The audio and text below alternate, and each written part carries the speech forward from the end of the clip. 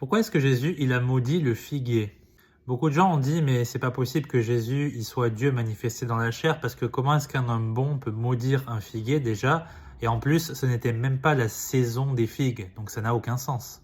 Alors premièrement, Jésus il est Dieu, donc s'il a envie de maudire un figuier, il peut très bien le faire, hein. C'est sa création, la Bible dit que toutes choses ont été faites par lui et pour lui. Mais ça c'est un argument un peu trop simpliste, il faut un deuxième argument biblique. Au printemps, les figuiers palestiniens produisent ce qu'on appelle des tâches. Ce sont des petites figues comestibles. Mais c'est seulement l'été que les figues sucrées qu'on aime bien manger vont être récoltées. Et c'est ce à quoi fait référence Marc au chapitre 11. Dès qu'on voit un feuillage luisant, on doit s'attendre à ce qu'il y a des fruits qui vont être produits. Or, dans ce cas spécifique, les apparences sont trompeuses. Maintenant, ce qu'il faut comprendre, c'est que ce passage sur la malédiction du figuier se trouve dans un contexte plus large d'un enseignement sur l'hypocrisie.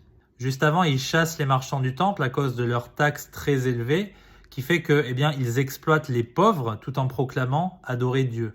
Après, il va confronter les autorités religieuses sur l'autorité de Jean le Baptiste qu'ils vont nier de plein fouet.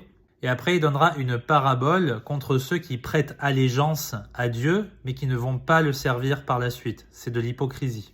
En plus de ça, il faut se rappeler que dans l'Ancien Testament, le figuier fait souvent référence au peuple de Dieu et aussi, surtout, au peuple de Dieu désobéissant.